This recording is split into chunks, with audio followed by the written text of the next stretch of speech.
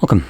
In front of me is a Motorola Edge 16 Neo, and today I will show you how you can record screen on this device.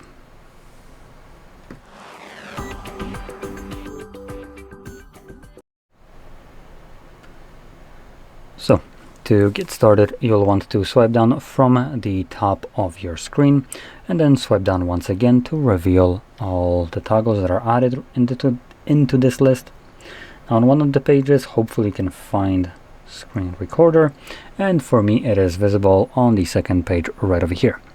Now if you can't find this toggle anywhere, you can actually add it by clicking right here on this pencil and then scrolling down below the text right here, and everything below can be added by holding it, there we go, and then dragging it above that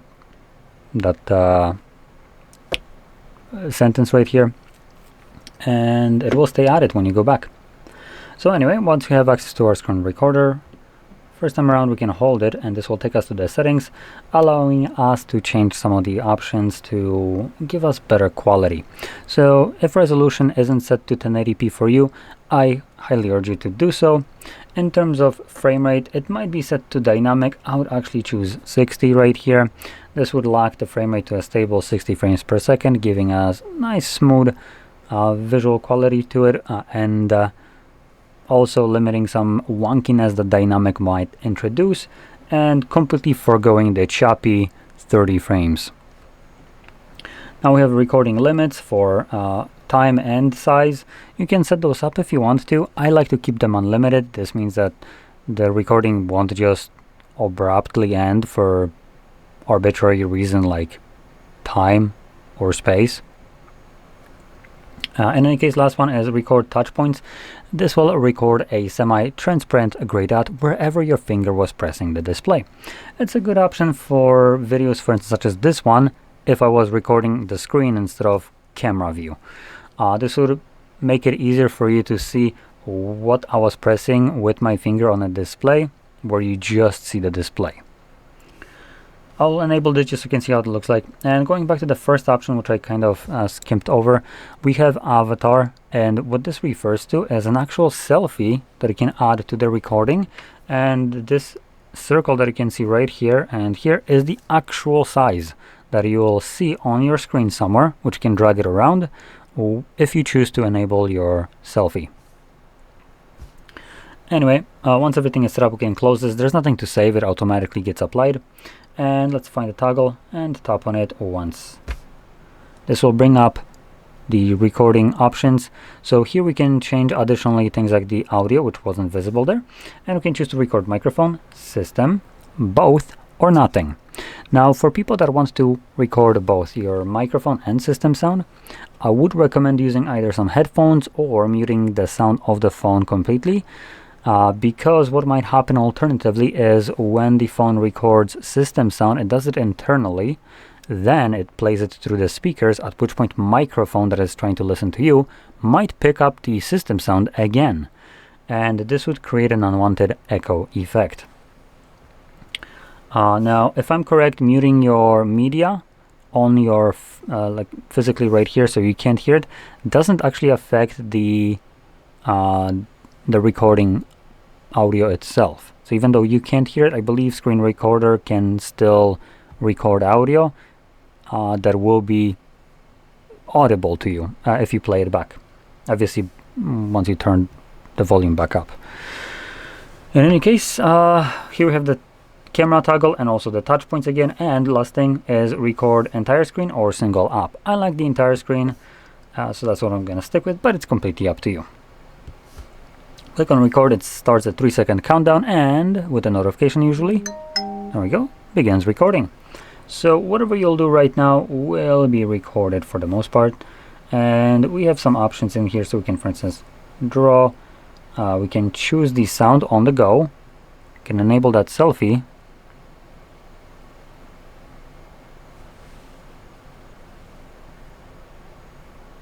and you can also pause the screen recording along with stop it.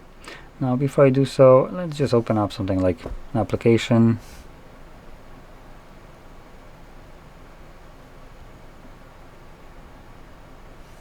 So once you're done recording, I'm going to click on the square Again, another notification. I guess another one too for some reason. And our screen recording has been saved to our Photos application. So we're gonna open that up. I'm gonna get rid of this crap. Alright. Now your place trash. Don't allow. And from here we're gonna navigate to collections.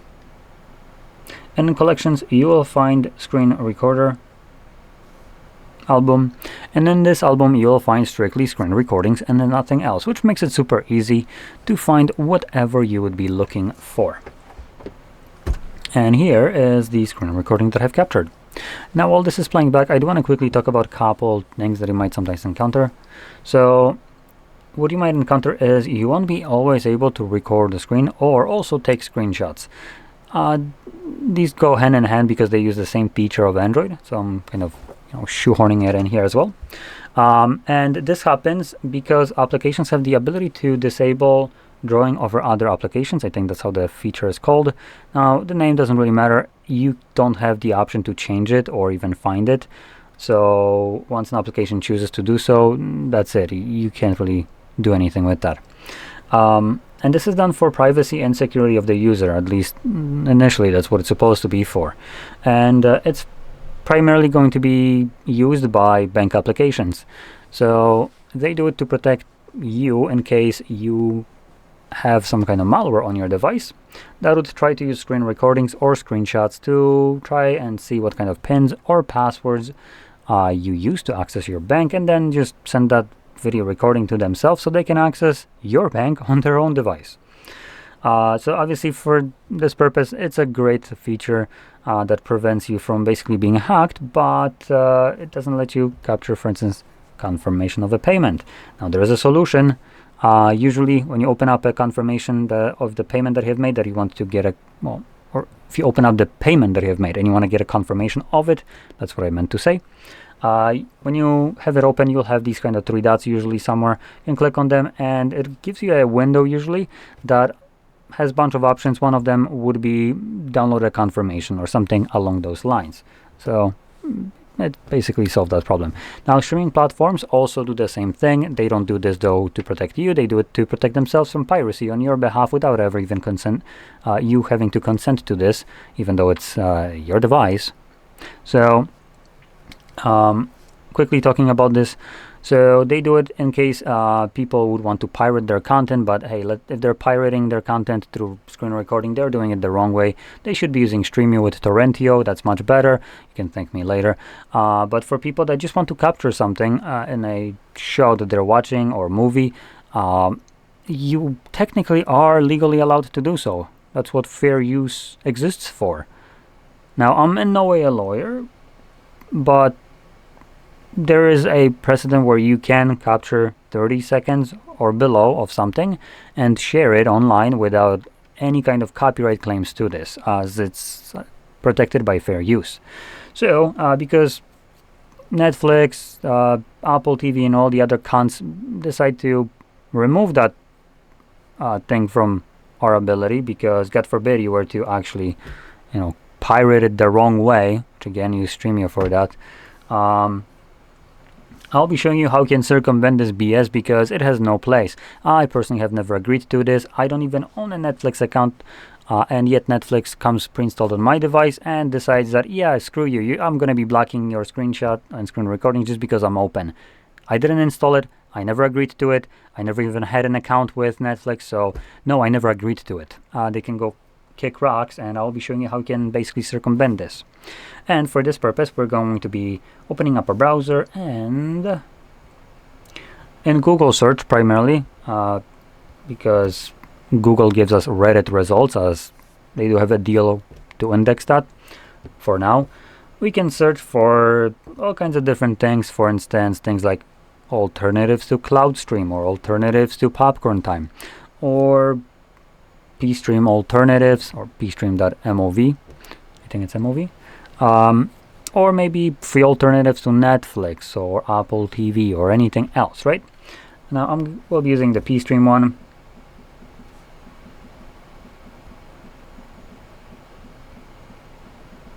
Just because I'm pissing on Netflix for doing stupid shit. Alright, I don't have internet connection, so let me quickly fix that up.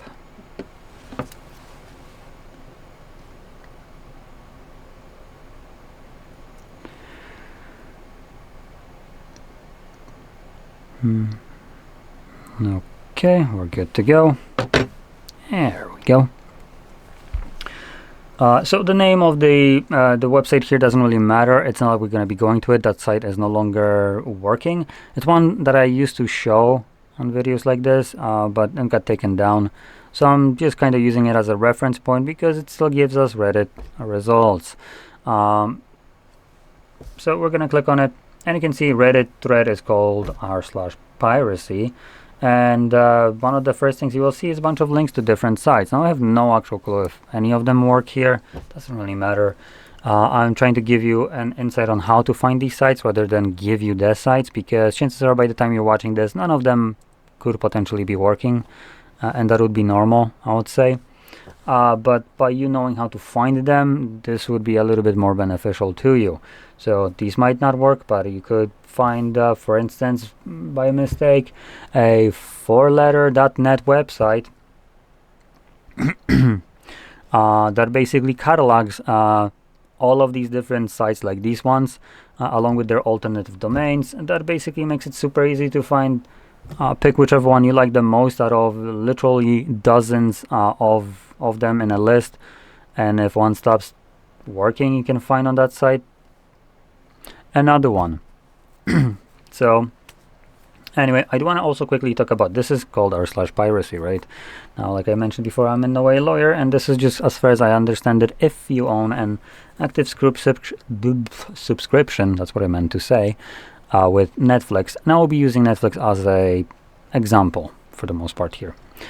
So if you own a Netflix subscription and you go to one of these sites that you could find there, start watching a content there, you can technically watch it all you want on there, and I believe you should be in your legal right to do so, as you do have an active subscription with Netflix.